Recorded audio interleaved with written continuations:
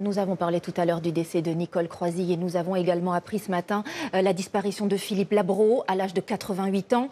Écrivain, journaliste, patron de radio, il avait aussi réalisé plusieurs films et il avait écrit des chansons, notamment pour Johnny Hallyday, un homme aux 1000 vies, comme nous le rappellent Thibaut Petit et Manon Stavelot.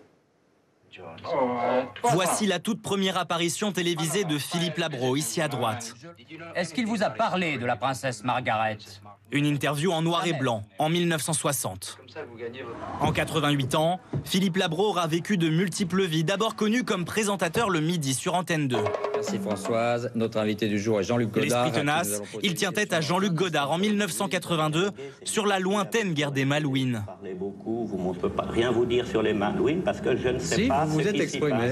s'y passe. Vous êtes exprimé. Mais nous ne savons pas non plus ce qui se passe, mais c'est peut-être déjà une information. Alors pourquoi vous ne le dites pas, Philippe? Vous commencez pas votre journal en disant je ne sais pas ce qui se passe. J'ai commencé mon journal, Jean-Luc, en disant information contradictoire et confuse.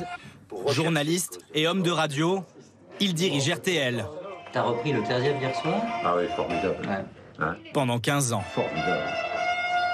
Passionné des États-Unis, il se trouve en Amérique au moment de l'assassinat de John Fitzgerald Kennedy en 1963. Nous avons vu Oswald tirer sur le policier.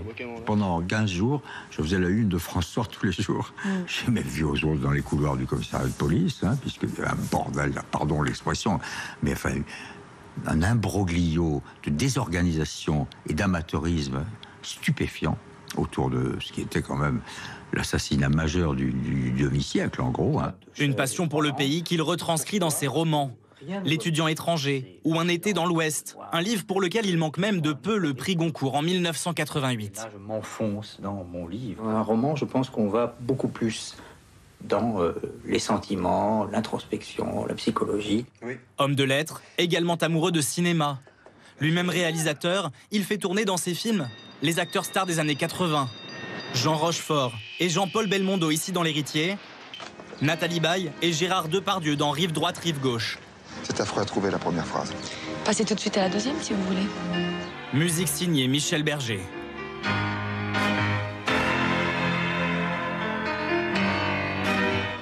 Philippe Labro savait s'entourer des plus grands. Il écrit même les paroles d'un album de Johnny Hallyday. Et notamment ce tube, Hommage Jolie Sarah. Il est tout à fait conscient de son époque. Il sait très bien ce qui se passe. Il reçoit les misères du monde et en même temps l'exaltation du monde. Travailleur acharné encore à l'antenne il y a 4 mois, Philippe Labro est décédé des suites d'un cancer. Toutes les personnes qui sont là et qui nous rejoignent cet été...